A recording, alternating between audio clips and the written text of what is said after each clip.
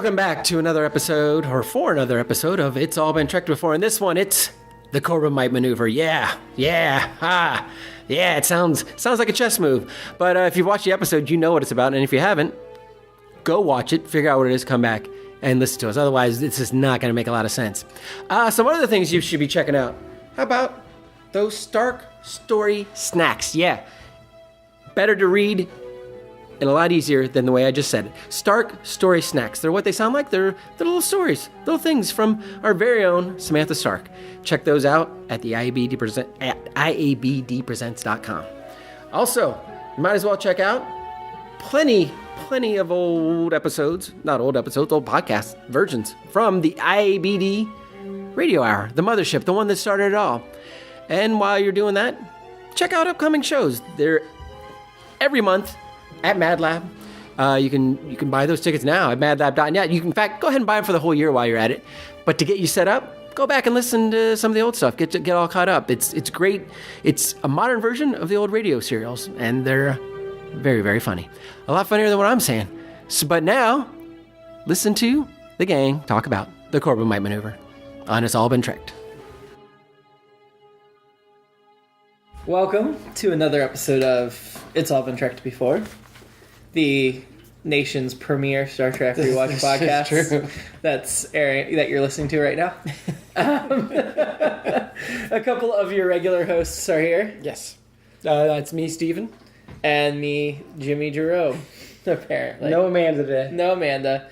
But that's okay, because there wasn't a lot of sexism in this episode. This is true. Yeah. I mean, there was a little bit. Of course. Of course. They got some. But not a lot. I mean, I don't want to pigeonhole her and say that's the only thing she contributes, because it's not. That's just true. But I took a few extra notes just since Amanda wasn't here. We, this week, watched the classic episode, The Corbomite Maneuver. Yes. What are your initial impressions? I always remembered liking this one. Still do. It was a lot of fun. It's one of the first, unless I'm missing the last several episodes, one of the first real, I guess, naval adventures they get into, where it's captain versus captain kind of thing, and making the moves, and the name itself, the Corbomite Maneuver, is the big maneuver that Kirk makes in it. They're hunting for Red October or something. Yeah, exactly. That same kind of thing. Yeah, Horatio Hornblower kind of thing. And you get the whole gang's there in this episode. I feel like all of the main characters. There's just somebody. Nurse Chapel. Nurse Chapel, yes. Yeah, but yeah, all the other principals. A lot of the other ones. And I think this was the first one produced, right? After the first two pilots, I think. I would need to check Wikipedia. This was definitely early days. I could tell that because Uhura was wearing yellow. And the gold, yep. Yeah, and it just felt like an early episode. Yeah. There was a lot of setup of, let's tell you who Spock is and who his parents are. Yes, you're right, yes. And that kind of thing. Yeah, so you got a lot of the Kirk, Spock, McCoy stuff, a lot of Spock's origin stories, the Bones, Kirk dynamic of, they've known each other a long time. And which is funny because I don't think they have known each other a long time. I mean, a different doctor. Yeah. Right before. Right, exactly. But like they immediately had an easy camaraderie. I'm mixing up the film canon with... the film, they knew each other through the Academy. Yeah, because... the new ones. They know of each other. I guess Bones knows of Kirk and his legendary exploits. Production number, this is number 3. Okay. So they did Where No Man Has Gone Before, and then this was next right after that. Before Mud's Women, before any of those other ones. Mantrap was actually 6, so what was one must have been The Cage. So this was the very first one after the and two pilots. It feels like it fits in the broadcast order, the way we've been watching them. It feels like it fits in, other than Uhura's outfit. Yeah. Well, I don't know. There were some things like Kirk commenting on why'd they have to give me a female yeoman. Yep. Feels like, okay, he just got the female yeoman, even though we've seen Rand in like 10 episodes. Their relationship is developed now, now we're back to square one. Mm-hmm. And that was... so there were a couple bits that made it feel out of order. Yeah. But for the most part. And that one might have been one of our sexism aspects of the episode, as when Rand brought Kirk his food and had to not only set a placemat, but also his napkin for him. Yes. And then tried to take away his liquor. Do you see that? Yes.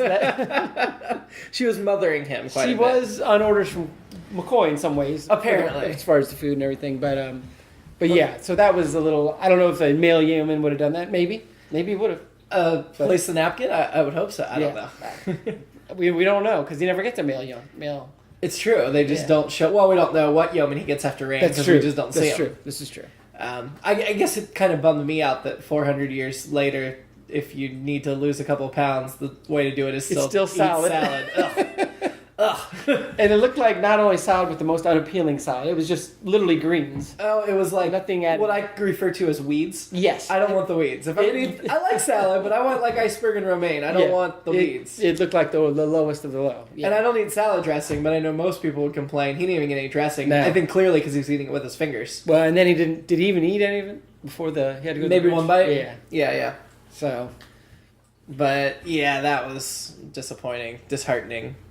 But yeah, I think for the most part it fits in the continuity enough. Other than these like couple little moments. Yeah, I mean, again, we had those segues into Spock's background and all that, and shedding him a little more light on that. So yeah, it would have been nice to have that earlier, I guess. But sure.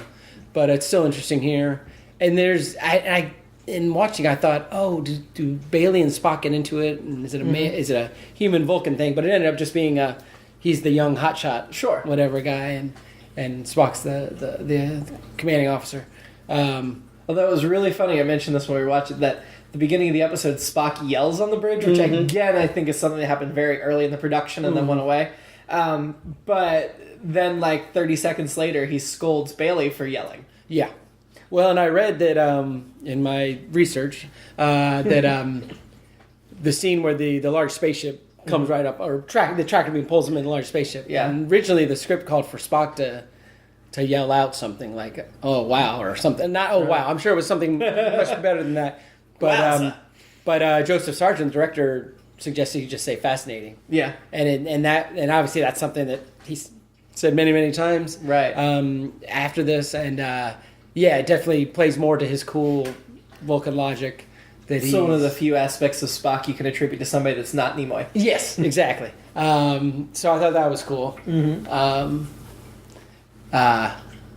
So that's the counterpart to him yelling at the very beginning and all that stuff. So I thought we talked about this early on, but I thought the effects looked really great. The newer effects, compared to the old effects. The cube ship itself, the cube boy was awful. Still awful. Right, yeah. Really bad. Like out of Cubert. Like, why couldn't you do something to give it some complexity or depth on the surface? Like when you see Balok's ship, when they're close up to it, there's depth, there's detail. Yeah, that's they what never added that to the cube. Great. Yeah. But when we're looking at the cube, the reflection of the cube's colors on the Enterprise, I swear that wasn't in the original.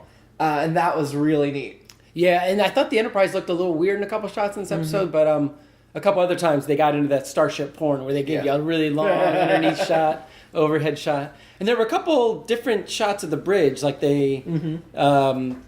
I think the opening shot was from like above, and then there was a shot they did in the early episodes a couple of times. Yeah, and then the shot of Kirk coming off the elevator. It's interesting to me, like when we're looking at the updated special effects, how they very much picked and chose what to update. Yes. So they updated some of the little screens in the conference room. They updated Sulu's countdown timer. Yes. But they didn't bother to put. Like I said, the cube was the most disappointing thing to me. But then an exterior Enterprise shot where you're close to the ship, you want to see inside the windows, not just a block of yellow. Right. Yes. And I know they couldn't do that in the '60s, but I'm like, if you're updating things, the far out shots, sure, but when you're up close, show us something. Yeah. Yeah. And they didn't do that. Yeah. You're right. They were like, we have this much money and. Yeah. They obviously did some new things and fixed some things, but there was definitely a limit to what they worked on and fixed. Which, 10 years from now, they'll probably re-release the episodes with even more detail. That was my next thing, was like, at what point do they come out with more different things like that? Yeah. Well, give us 20 years and we'll get brand new episodes with holographic images of the characters and voice put together from the speech patterns they've recorded over the episodes. Do you think they could reboot it on an episodic basis? I mean, obviously the films we have, but do you think? I mean, and I guess in some ways the second Star Trek movie was Khan again, and they mashed together parts of episodes. But do you think they could do a word for word episodic reboot of a show like Star Trek? Something that, like, they could just totally redo an episode of, let's say, the Corbomite Maneuver with a different person as Kirk, Spock. They'd have to change it up. Yeah. I mean, these episodes, while they still hold up as stories that we can appreciate from the past, they do not feel at all. They definitely feel dated. Yeah. And they would have to update dialogue. They would have to update part of the situation. Yeah. I say they. And I think at that point they just go ahead and this, just redo it. I mean, I'm looking forward to what they're going to do with Discovery here, which by the time you're hearing this is only a couple months away. The first casting news just came out, and that was pretty interesting. The captain will be another female, which is appreciated. Yes. Even though the captain won't be the main character this time around. Oh, interesting. They said for this time, and this will be something unlike all Star Trek shows, the captain's been the center. This time they're going to focus on a woman character named Number One. Oh, all right. And it's set 10 years prior to what we know of Star Trek. Okay. So is it the same Number One? Yeah. That's been up in the air. That sounds interesting. They're keeping that under wraps. They won't answer, but I'm really hoping it's the same Number One. I would love to see her backstory. Too. Yeah. Huh. That's a great angle. Yeah. Focus on a low, still a high-ranking officer, right? But not the lead. Yeah, that sounds cool. Yeah, we haven't seen that. You got 10 years, so it's plenty of time before you have to catch up to anything. Well, the Cage was like 10 years before the No Man's Gone before. That's true. That's true too. So. And this is not set on the Airplane, it's set on the Discovery. So I don't know if it would work timeline-wise to use Number One, but whatever. Yeah. Because it's going to be set in the classic universe, not the new timeline. Right. So, and I wonder then if they'll end up, I would imagine they'll end up occasionally having those people cross paths with maybe minor characters. From the movie, the new movies? From the original. Oh, from the original series. Yeah. Series, so. No, I would like to see the original series. I mean, there's certain characters that they definitely couldn't, but there's some that they could. Yeah, sure. Speaking of which, like Lieutenant Bailey, who is here, and then he's another one who's here and gone, but he gets that great assignment at the end. Of hanging out with the. Who are they? Baylock. The First Federation. That's right. Baylock, the First Federation.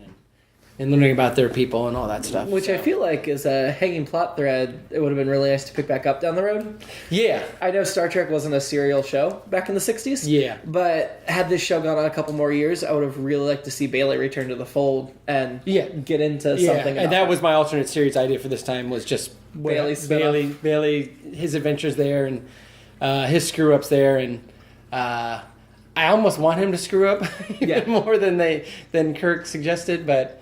and maybe in a young Kirkian way, as they alluded to in this episode. You know, he reminded McCoy of Kirk, and then Kirk's like, "Well, did you just read about that in textbooks and all that kind of stuff?" And then, it seemed a little manufactured, but in the as him as a young overworked guy, plot device. Speaking of overworked, they're up for 18 straight hours or whatever it is. Yeah, and even in the future, the cure for that, coffee. So absolutely. And I'm trying to remember who was just had their head down, laid out on the table. If it was Sulu, or it was one of them. One of them. Yeah. And then I liked that Rand, you can make coffee with a hand phaser. Sure, she brewed it right up. She proved herself capable. Why she is the captain's yeoman? I mean, that's a big responsibility. She right away. This is why she is that. Well, and she comes in that tense situation during the countdown, and she is perky, chipper. And has coffee. She made with a hand phaser, so she does not lose her shit, even in that kind of as much as I enjoy Rand in these episodes. I'm really glad they didn't replace her and that she left, because for that type of character that was essentially like a butler or a maid to stay on through the course of the series, I feel would drag down the series overall. Yeah, I think they've gone where they could. Yeah, with it. I mean, I get why they did it. Yeah, but. It was not necessary. In fact, I think it was counterproductive to what they were trying to accomplish. Yeah. And so it was kind of good it went away pretty early on. Yeah. If that's one of her main roles. Just make coffee and be perky. Yeah. We also find out that Sulu, his another hobby this episode, timekeeping. Timekeeping, yes. He likes stopwatches or countdowns. It's I think it makes sense that he's doing it because it's George Takei and he's got the voice. Yeah. Secondly, he's the helmsman and he's constantly announcing things.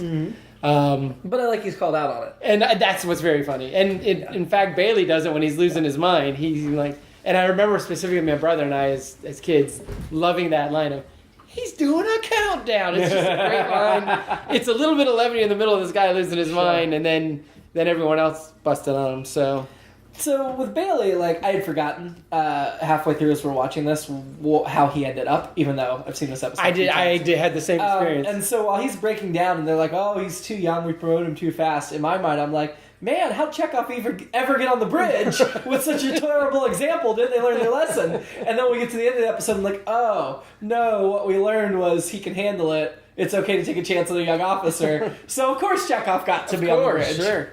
Yeah. Because Chekhov was younger than Bailey, I think. I feel like he was still ensign. Yeah. He wasn't a lieutenant like Bailey was. Yeah. Then,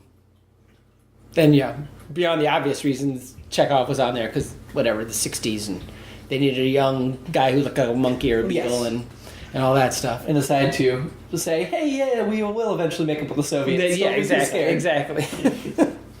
But, so I thought Bailey was actually a more interesting character. I actually found Bailey more interesting this time than I did as a kid. As a kid, I really felt he was forced and like, why is this guy losing his mind? What is wrong with him? I must have just zoned out on all the other talk about him in that episode and just didn't care.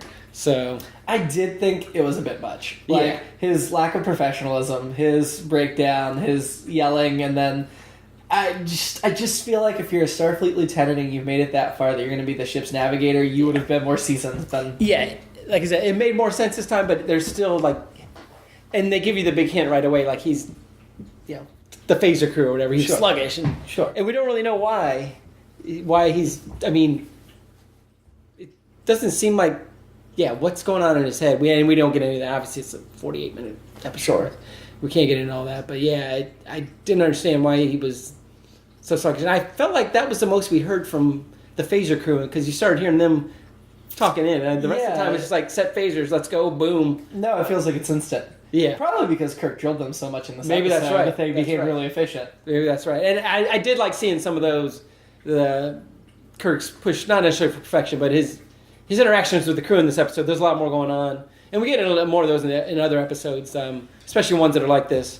And, I like they did 94, graded out 94%. I want 100. Well, what are you going to do with that? And it's great interplay with him and Bones. Well, he's tough on his crew, but he's also tough on himself. He holds himself to the same standards. Absolutely. And he's tough because he believes in them. And that comes through, too. That he's not being a hard-ass just to be a hard-ass. Right. And he's not really a jerk to anyone. Even Bailey, he's got him on the bridge. Right. And lets him come back. Yeah, exactly. Which, there's a couple of great moments in this episode, and this may be my favorite part of Star Trek, is when Shatner shows us how he's better than the rest of us. Because Kirk is going to take that higher ground no matter what, and he does not get drugged down. And so allowing Bailey back on the bridge after his breakdown is really high-minded. Going to rescue Baylock after his ship. Yeah, I've written that down. Really high-minded. Yeah. There was a couple different times in this episode they were reminded of their mission. Yeah. And why they're out there. And, Kirk even reminds Spock, I think. Yeah. And then... it's starting to get a little bit ridiculous, like nobody else in the crew has that same high-mindedness. Like everybody wants to fire and attack and get panic, except Kirk. Kirk's like, no, we got it. Even the Vulcans like, no, we got it. We're better than this.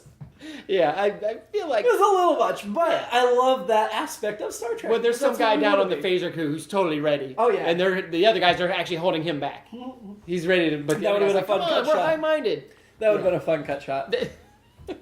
Speaking of cut shots, there were a couple in this episode where we see people like falling back and forth in the hallway. Yes. What the hell? Those are some of the worst. I mean, we're used to the dramatic being flinged about. On the bridge is one thing. Yeah. But you're still under high alert. Why are you wandering through the hallways? Very casually. Yeah, don't you have a station to be at? When they first started getting thrown, they weren't like rushing to duty. They were just walking casually. Yeah. And I'm like, was that a stock footage they used in multiple episodes? Yeah, that's possible. I don't think it was because the one guy was wearing like that weird flak jacket or whatever. I wish our tennis playing couple had been out there. Yes. Just casually with their tennis rackets being flung around. Because, then we would have said stock footage. Exactly. It's like, why aren't you at your stations? Why are you doing that? And it was just such a lackadaisical side-to-side kind of thing. Oh, that was stupid. Yeah. It was, like I said, as over the top as you might say some of the blow-up scenes or the scenes on the bridge from time to time. And I noticed there were 2 people came on the bridge and immediately got flung. Yeah. That was great. I thought that's... I loved seeing Uhura go, like, flying across the station. Yeah. Spock, like, gripping behind him, and I'm just like, come on, guys. There was the one where Uhura gets flipped onto, like, the railing. Yeah. And she just stays there. And I'm like... I enjoyed it, don't get me wrong. I love seeing Nichelle Nichols anytime. I was like, why isn't she getting up? Why didn't she go back to her station? Yeah. And this is exactly the reason why they need freaking seatbelts. Yes. And I'm glad the new movies have corrected Yes. that. But did it really take the destruction of the Kelvin to tell you need seatbelts? It was probably a long time coming, but, it probably kept... There were probably a lot of activists insisting on it, but... Yeah. Those stupid liberals. How dare they? Nanny state. Yeah, exactly. They can handle it. They're men. When I was in the service... Trump 2016. When I was in the fleet, we got flung from one end of the bridge to the other. And it was fine. Yeah. But yeah, I liked Kirk's, when he's talking about the mission and all that. Yeah. Any questions. And he also brings up I think it's when he was doing the terrible thing about they gave me a female human. I've already got a woman. She's called the Enterprise. It's like, we got it. You're married to the ship. Yeah. We got it. You're married to the ship, and yet you will romance every alien woman you come across. We haven't really got into that yet. The first 10 episodes, there's not much of that. No, yeah. Because it's always he came on to Miri a little. But he was doing that to do the mission, and he wasn't really trying to hit on her. Andrea, our favorite. And then there was the Christmas party girl. Andrea and the Christmas party girl are more the womanizing that I would expect from him. Yeah. But that's 2 episodes out of what we watch, like 10. Yeah. So to me, it's very toned down at the beginning of the series. Yeah. I think later it probably comes to the forefront a bit more. Yeah. I don't think he's actually slept with any of them yet. No. Well, he might have slept with Christmas party girl, but that would have been pre-episode. Yes. So not within the episode. Yeah. And I'm sorry we're calling her Christmas party girl. I remember feel like I should have her name. She's my number one. Oh, she's our number one. Or you or mine. We'll have it in here. Let me see. Helen Noel? Helen Noel, yeah. Oh, yeah, she was yours. Christmas. Noel Christmas party. Yeah, so Dr. Helen Noel. Of course. I knew she was... That's much better than Christmas party girl. I'm not going to challenge... We need to be respectful. We should be. We were just making fun of the liberals for the seatbelts, but in this case, let's be good liberals. We should. Exactly. And we shouldn't challenge your credentials like everyone else in the Enterprise. Oh, my God. I will say I got annoyed with McCoy in this episode. Yeah. I mean, ignoring the red alert and then trying to talk to the captain about Bailey when they have 4 minutes to live. Exactly. I thought it was cool at first, showing that relationship, and then it was like, he probably should tell him if there's a red alert. Yes. And why wouldn't Because he doesn't know what's going on. Why wouldn't that go off in the sick bay? I feel like it does. Well, the light did. My guess is he's got it on silent. And maybe he did. And I agree with that. And then just to touch on the physical one more, apparently in the future, all testing is done by running upside down. Yes. That's the main test. I guess it would work now, but I just haven't seen a machine like that. No, we don't have those yet. I can't believe we don't have those in gyms. Like, I can't believe that wasn't... You're right. not the hip From thing. the 60s. Well, I don't think Star Trek fans, myself included, are known for their fitness That's regimen. a fair point. No offense to anybody that is, because I'm sure there's... I mean, I know there's enough astronauts and things that are fit, that are fans, but overall... Fair point.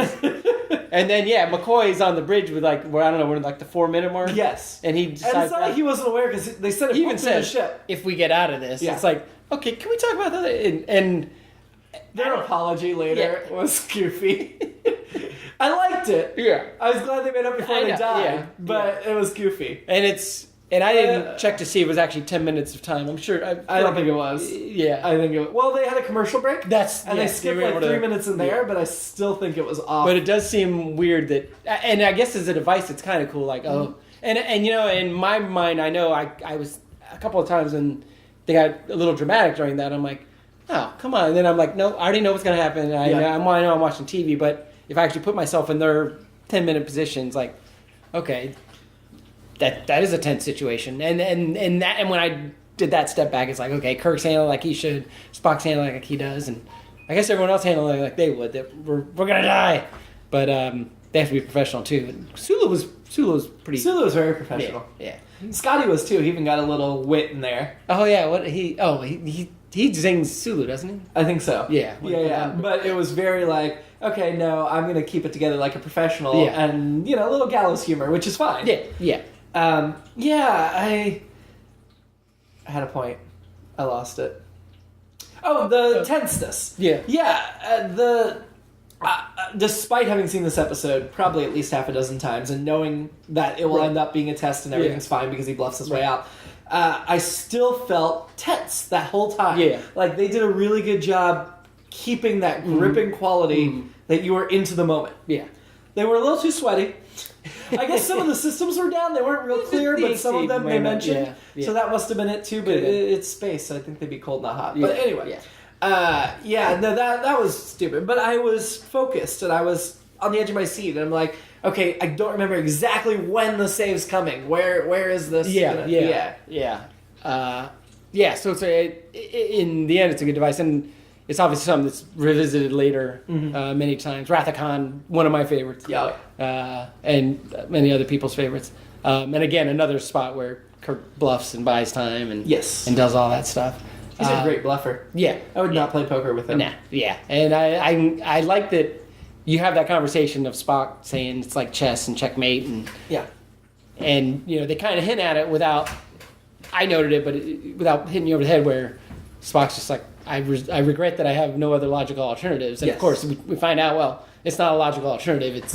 I liked the poker chess thing in this episode because in the previous episodes when they're playing chess and Kirk figures out how to beat him not using logic, I'm like, that doesn't make any sense because chess is all about logic. Right. But having Spock say this is like chess, and which is a very logic-based game, and Kirk being like, no, this is emotional poker where there's lying and bluffing, which isn't part of Spock's thinking. Yeah. It really set the difference better. Yeah, because in chess there really are only so many alternatives at some point, whereas with poker, there's also that, but you don't have knowledge of all the pieces. Right. There's a personality that injects into it that doesn't as strongly inject into chess. Yeah.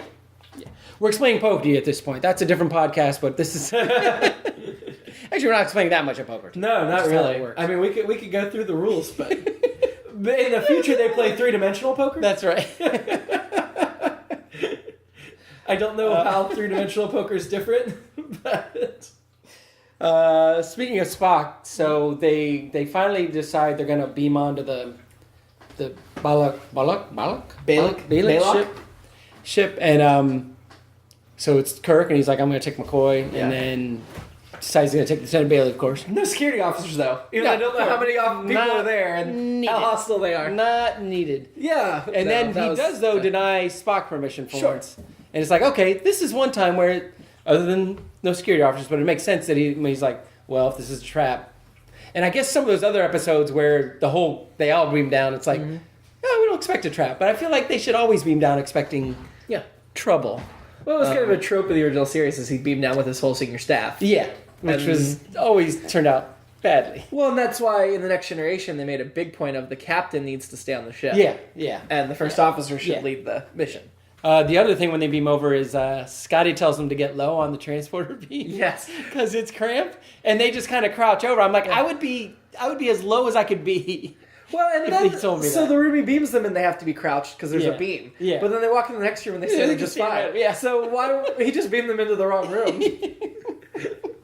Apparently. Even Scotty sometimes isn't on his game, but yeah. And they could read the room enough, the dimensions enough to beam them over, but they couldn't tell that was a puppet and Baylock was back there and that he was the only life sign? Yes.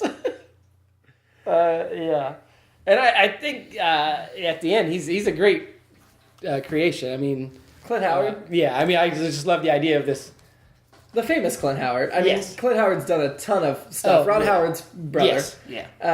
He's best known for Apollo 13, Waterboy, but he's got Austin Powers movies. Yeah, and he's got 236 IMDb I was gonna acting say, credits. I think he's got a cameo in all of Ron Howard's movies, or at least he did at one time. I think so. I think you're right about that. He did an episode of Key and Peele. I mean, he's did a couple episodes of Arrested Development. He's just a very prolific actor. He works a lot. Yeah, and but they didn't let him voice it. That's right, and it's the guy who did the voiceover also did the Keebler Elf for many years. Really? Yeah. Walker Edmiston. Yes. Uncredited is the final Baylock voice at the end. And he did many live action stuff, but he did a lot of voice work, and one of them was the Keebler Elf to the Great Mouse Detective, the 70s. Transformers the movie, the old animated one. He was the radio announcer in Dick Tracy. Oh. Yeah. He's not active anymore, but he has 157 IMDb credits. And then, of course, when it was the puppet, it was Ted Cassidy doing the voice. Right. Who is famous for playing Lurch in the Addams Family. Yeah, exactly. So that was kind of fun. Also famous for Butch Cassidy and the Sundance Kid, Captain Caveman, so lots of good stuff. But yeah, I liked the way they had Clint Howard, but they had a different voice because I don't think it would have been as effective if Clint Howard was voicing it. Yeah, and I think it, as best as they could do at that time, it synced up fairly well. I mean, you can see Clint Howard is over enunciating, which specifically for that reason, it makes him this interesting creature, and it lends credence to the whole. Well, I couldn't let you see me, right? Because now having seen it, you see the puppet or whatever, the dummy moving awkwardly. But it's a great image, especially since it's always wavy and they don't get a good look at it. And, but yeah, I thought that reveal is always pretty cool. Yeah, and then it getting into we have things we can learn from each other, and Now, the overarching plot thread in this episode, I thought, didn't quite make sense. What the test was, how they were being tested, how he immediately thought they passed the test, and then immediately Kirk was willing to give him a crewman and all that. Yeah. Like, it just felt off. It felt flimsy and shallow. Yeah, was the idea... So... The idea was it just wasn't good. It just wasn't fully fleshed out well. Yeah, because... He's trying to figure out their intentions. They're trying to figure out everyone's trying to figure out the other's intentions. But they blow up the cube, so he thinks they're hostile, which I get. Sure. But then, he doesn't give them a chance to explain when they're trying to explain. Right. And then he sends away the ship and tests them with his little ship, and I get that, and he probably purposely let them think it overloaded and all that. Right. But then they beam over, and he doesn't think they're coming to attack him. He just assumes they're coming friendly. There's no communication between them. Hey, we're trying to rescue you. Now, Kirk didn't bring security officers, but he wouldn't have known that. Right. And the whole thing about, I reviewed, it's not in our library, that, there's all these encounters with the Corbomite, and I'm like, but there would be tapes of the encounters in their library where there was no Corbomite effect. Right. So how does he not know that's a bluff? He had to know it was a bluff. Yeah. It feels like, Which... So it doesn't quite add up. Yeah. Well... Yeah, because what's their explanation is that we don't have any record. Right. Yeah. But they have record of other ship conflicts that would disprove the Corbomite. Yeah.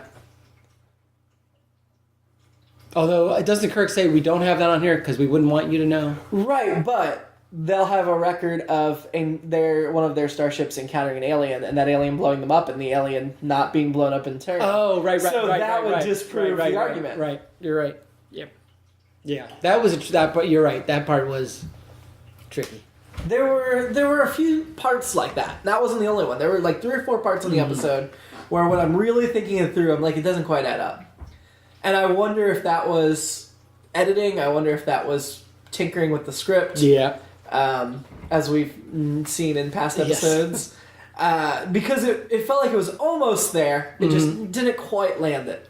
Yeah, I found myself while watching, kind of doing what we're doing now, but just I can look past that. Oh, I'm going to explain that away. Sure. Yeah. Well, I've never watched the show to analyze it before. Right. This is true too. I normally just watch to enjoy, and I'm really trying to pay attention and analyze, even though I'm trying to enjoy as well. Sure. And now, as I'm trying to think through logically, I'm like, it's never bothered me before, and now I'm like, it doesn't quite add up. And yet I still love the episode for all the reasons we've talked about. The tension build, the high-mindedness, the ingenuity in solving the issue, the really great reveal. One thing I noticed was, I believe he calls himself Baylock when he announces, but then McCoy comes up and mispronounces it and says like Blaylock or something. Okay. And that's, I feel like, a case of them having read the screen but not heard the alien. Right. But he would have already heard the alien say his name over the speaker. Right. Oh, because he's saying he could it was hear. pumped through the ship. So that's a case of like they filmed the episode out of order and people didn't have the consistent pronunciation of the name down, which we've definitely had with the radio hours. So I get it. Right. I get it. Right. And I think I'm self-conscious of that, and that's why I caught it, because I was like, yeah, no, we do that too. We screw it up too. Yeah, it would have been better if McCoy had been like Balak, whatever the heck his name is, right. which would have fit for him. We still can't decide if it's Tokalati or Takalati in Universe Journey. And she's a main character, so... That makes sense. Yeah. No, I get it. Uh, Oh, we didn't talk about the actor that played Bailey, which... yes. Anthony D. Call. Yeah, and I forgot about him too when I was doing my research. I skipped right over that. But I did a little looking when I got here. I remembered him because when I first started watching Star Trek in the late 70s, I was young enough to be at home, whatever, in the summer or whatever, and my mom watched soap operas, and he was on One Life to Live. And I was like, is that He the same did guy? 3 episodes. Yeah. Yeah. Of So- One Life to Live. And a couple episodes of Guiding Light. Yeah, I remember Or seeing one him on episode of both Guiding those, Light. so yeah. I mean, he's only got 21 IMDb credits. He's not... Yeah. Looks like the biggest, longest running series credit he has is he narrated the FBI files from 1998 to 2002. Huh. 20 episodes. It's a documentary TV series. Interesting. But yeah, I mean, he has very, very few credits. Sadly. Yeah, I remember seeing him on the soap operas because it was the same time. I'm like, that's the guy. And back then it was hard to... And I'm guessing I didn't IMDb remember. probably just is undercounting them, may not have think registered all those episodes. Yeah. He Soap says opera he's gets best known weird. for One Life to Live and Guiding Light, but he's Yeah. only credited for 3 episodes of One Life to Live and 1 of Guiding Light. That doesn't Yeah, feel the thing... right. this said he was on One Life to Live for a while. And that makes sense because Herb Callison and, I'm seeing him as 1979 and also 1985, and there's nothing in between. That was his guy's name. Yeah. So, yeah, I think IMDb just may be behind on soap opera individual episodes from the 70s and 80s. I don't know why. They're being lazy. That is Get weird. on it. Because those are so readily available to rewatch. 2 other... And I missed them in this, but when I was looking, doing the research... 2 guys that are in this episode, and they're in very early on, I think when Kirk's going to the bridge from his physical, is the most interesting guy in the world, the Dos Equis guy. Really? He's in a red shirt. And another soap opera guy that I recognized the name when I was reading, John Gabriel, who played Seneca on Ryan's Hope, another soap. I see John from Gabriel late listed. 70s. What's Yeah. the Dos Equis? I can't remember his name, and I was looking at it earlier. Which I had to break the news to somebody that he's no longer the world's... He retired or whatever. Yeah, I saw... Well, he was forced out. Is that what it was? Yeah, he wasn't very happy with it. They have another guy playing him now. I've seen one commercial with the new guy. Well, whoever I saw, they're like, I don't like this new guy. It's like, of course, it's change. But Yeah, nobody ever likes change. No. But I do think it's... They wanted to go to a younger guy to appeal to whatever. That's stupid. yeah, my only other note was I think this is the first time that I also read this was this is McCoy's first. I'm a doctor. Yes. Except this time it says, "Am I a doctor or a moon shuttle operator?" And Which is a funny one. It is. Because they encounter a lot of moons. And doesn't he say it like Kirk's already gone, so he's basically saying it to himself? Yeah. I did like that line about... It's a great line, yeah. Jumping at the red alerts, I'd start talking to myself, Yeah. and he's already talking to himself. Yeah, that was a great line. There was some good comedy in this one. Yeah, I felt like with McCoy, there were some great one-liners, and what they were doing with him, even the parts we complained about, was good in establishing his character. It Yeah. just didn't make sense for the situation. So they were prioritizing that character over the story. Yeah. But still, it was nice to see DeForest have that down so early. Yeah. And he's on the bridge a lot again. Yeah. And this must be right before they decide to develop Uhura and Sulu, because they don't have much to do. And then You're right. Production order, the next episodes, they start to give them things. Sulu gets a couple laughs at Kyle's expense, or Bailey's expense. Sure.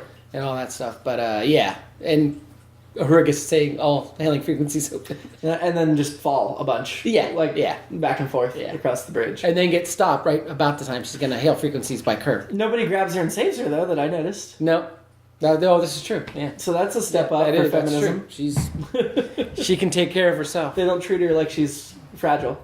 And I was along the same lines of while we're on the bridge, I was thinking that with the new effects, when they're faking, obviously whatever they were looking at back then, whatever they were pretending to look at, it syncs up so much better now with the better effects than with the bad effects. Because it's like, why are they reacting that way to that, whatever, horrible, completely fake thing?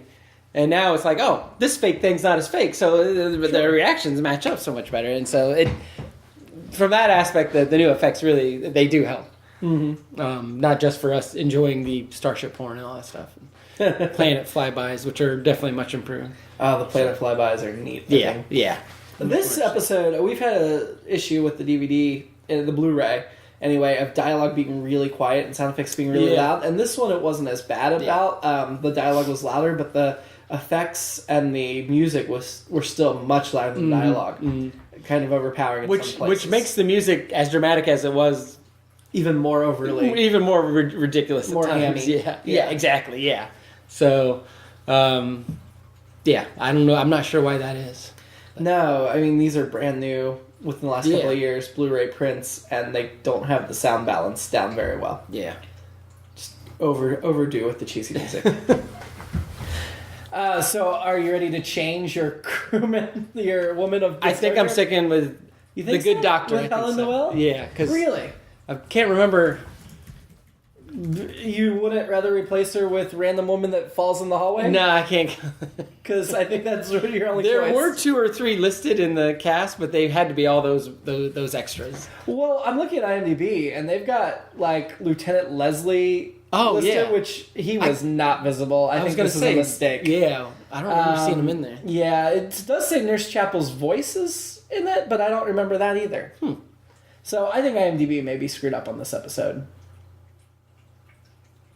But, okay, so we're keeping our women. So you're keeping Helen Noel. I'm keeping Andrea. Dr. Helen Noel. Yeah. Dr. Helen Noel. The Good Doctor. And we'll just let Amanda keep Fisher. We'll see if she wants to change to Bailey later, but I doubt it. Yeah. Although that was her maiden name, Amanda Bailey. Oh, well, so maybe she may have an attachment. I mean, that could be actually her great-great-great-great-great-great-grandson. Oh, yeah, that's possible. I mean, I see the family resemblance. Oh, sure. Absolutely. Sure. So then maybe it'll be a little weird. One of her brother's boys. Yeah. Maybe. Nah. Yeah, she picks him. We're going to jump all over her. Yeah. Where do we want to rank this episode? I'd say start at the top, not the bottom this time. Yeah, that's a good call. Below the cage. Yeah. Below where no man has gone before. Yep. Naked 10. Yeah, probably. Below? Yeah. Okay. Man Trap. Above Man Trap. Above Man Trap, yeah, for sure. I think so. Yeah, honestly, for me personally, I think I'd put it above the Naked Time. And I wouldn't fight you if you did. But for the we'll put it with asterisks here and let Amanda break the tie. Yeah, there you go. But definitely right there. I think where No Man Has Gone Before, I enjoyed this one a little more, but the plot holes in it let me bump Where No Man just a little bit above. Even though overall I think the idea of this one is better.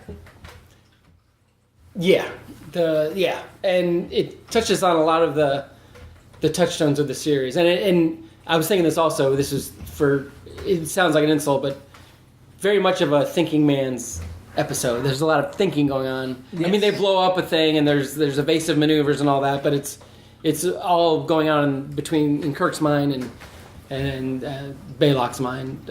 So I really dig the thinking man stuff. Yeah, me too, and. So I think that also I think probably elevates it as well. It's so we'll put it as 3 or 4, either right above or below the Naked Time. We'll let Amanda. Yeah. Then we'll update it on our next episode, which is the Menagerie next. Menagerie. All right. The big 2-parter. Which, if you're following along with us at home, we will be watching both parts and just recording one single podcast for it. So go ahead and watch both because. I mean, because so much of it's from the cage, which we've already discussed, and because it's the only 2-parter they did. Yeah, I just feel like that one we should just do it. Once. That makes sense. Yeah, I don't know that. I think it'd be hard to break it down into 2 halves. Too. Yeah, we'd end up just vamping a lot. Yeah, if we're gonna do that, then we'll do like the Star Wars minute. We'll just break it down. I can't see us doing that. No, we're definitely not for this. No. Well, we would only get through 3 episodes before we die. No, anything else you want to add? I keep thinking of things that I didn't write down, but I think they've all come out now. I think we got. Like I said, the thinking man's thing was my last I feel like this is one of our shorter episodes, but I also feel like that's because it's one of the better episodes. Oh, maybe that's true. Yeah, maybe that's true. Yeah, and there weren't a lot of fashion things other than Uhura's. Oh, and then Balok's look, which I liked a lot. And there weren't a lot of subplots. It was very focused. This is true. Yeah, Yeah. It was very linear. Yeah, I do like Belloq's eyebrows. They probably what mine are going to look like in about 10 or 12 years. They're already bushy enough. Child Balok. Clint Howard Balok. Yes, yeah. And I liked his headdress. So yeah, that's our fashion. Entire fashion. I think my little cousin, when she was a baby, like 1 or 2, had she was bald till she was like 2 or 3. She came out very bald, and she had a big silver headband that kind of reminds me of what he was wearing. Looks good. And one more thing, they asked Clint Howard if he wanted his head shaved or a bald cap. He went with the bald cap because he didn't want to. He didn't want to be made fun of at school. So that was interesting. And then of course now he feels like he went bald at like 18. So yeah, he went bald really early. I'm trying to figure out how old was he when he did this. Because he was born in. Let me look real quick. Born in 1959. Okay, so this would have been 66. So he was 7 years old. Okay, all right, yeah. I was thinking by the time Ron did Grand Theft Auto that he might have already been losing his hair, but maybe not. I can't remember what part he played in that. But. Yeah, I don't know. But yeah, no, he's still active. He works more than just about anybody in Hollywood. Thinking Ron doesn't have much of his hair left anymore. No. So. Yeah, that must be the Howard boy thing. It must be. Sorry, guys. I feel like when they were younger, people criticized Clint Howard for his look a bit. Yeah. And Ron Howard was considered pretty handsome. Yeah. But now that they're aging, Ron Howard hasn't aged very well. And Clint's aged pretty well. Yeah. I feel like Clint's looking better over time. I think it's because Clint has been there for a while, so it feels like he's... But I feel like if you look at recent pictures of him compared to 10, 20 years ago, he's aged well. Yeah. He's looking better. Yeah. Ron, on the other hand, God love him.